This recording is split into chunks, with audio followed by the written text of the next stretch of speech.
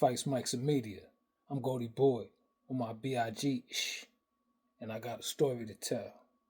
Please like, comment, and subscribe if it's a vibe. Mwah.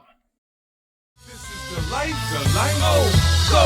It's real, oh, real, oh, go! So official, They go. I used to twist the. This is a story of an undefeated mobster who died in an airplane crash. Stay tuned in. On the evening of August 31st, 1969, Francis Marciano, 45, alongside family friend Frankie Farrell, 22, and pilot Glenn Bells, 37, was killed when their light aircraft came down in the American Midwest. The trio were traveling in a single-engine Cessna 172-H, registration N3149X, which had taken off from Midway Airport in Chicago at 5:58 p.m. despite warnings of stormy weather on the flight path. The intended destination, a trip around 2.5 to 3 hours, was Des Moines, Iowa, where Farrell, a former high school sports star, had known Francis since childhood, was opening an insurance business. Francis had agreed to make an appearance there to support the venture, and a surprise party also awaited him.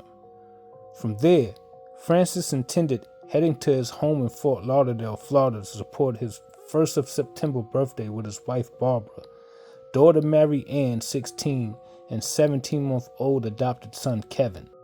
At 8:50 p.m., Bells, with Francis sitting alongside him at the front of the Cessna, contacted air traffic control at Des Moines Airport to say he was in the area but could not see the city because of the cloudy and drizzly conditions.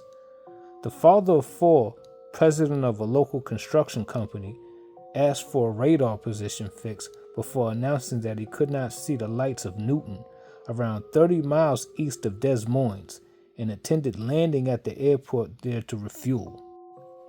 He never made it.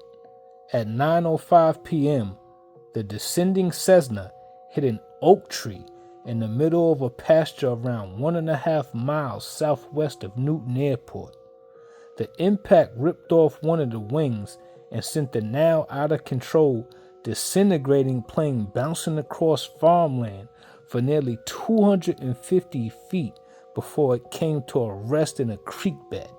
One eyewitness, who remained anonymous, later described seeing the aircraft flying at not more than 100 feet before pulling up into low clouds and then reappearing, descending, climbing, banking, and then falling towards the ground.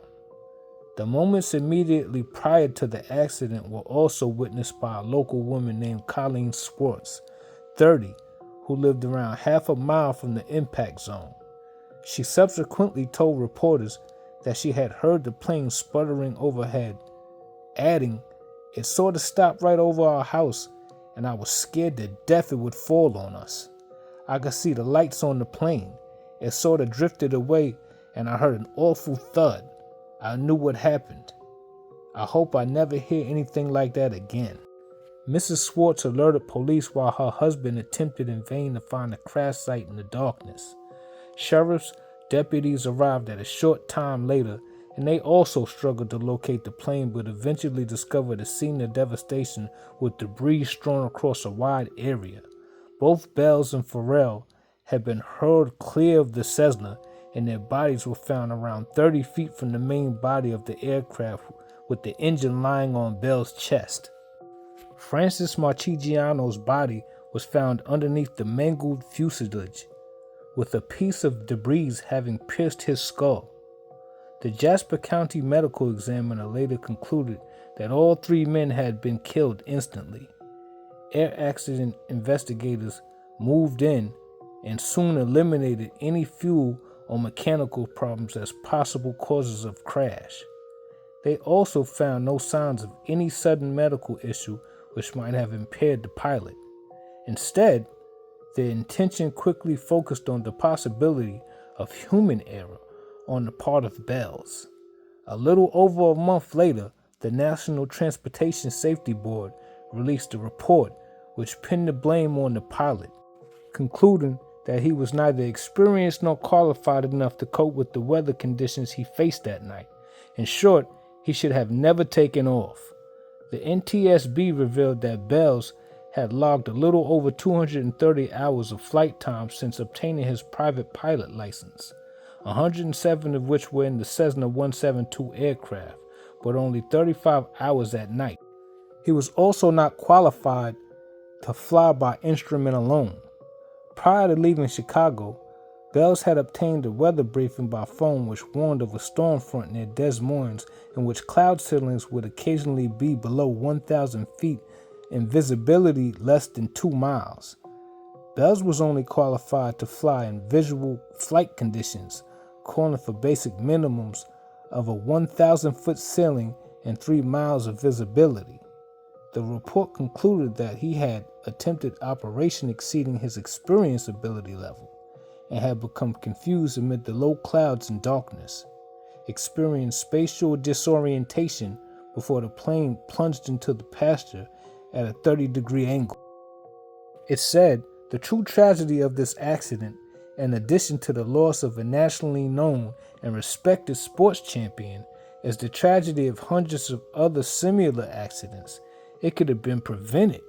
The pilot followed the first cardinal rule of safe flight by obtaining a weather briefing, but he did not follow the second, carefully weighing the forecast conditions against his piloting skill and the capability of his aircraft, and then making a conservative decision. That decision, in this and many other similar cases, should have been not to make the flight. Here's an original wire photo which depicts the airplane in which Rocco Francis Marciano, aka Rocky Marciano, and these 2 others lost their lives. Rocky Marciano was survived by his wife and 2 children, in which his wife passed away a few years after he passed away. He was the very first heavyweight and the last to go undefeated with a record of 49-0, 43 of those by knockout. Rest in peace, champ. Mwah.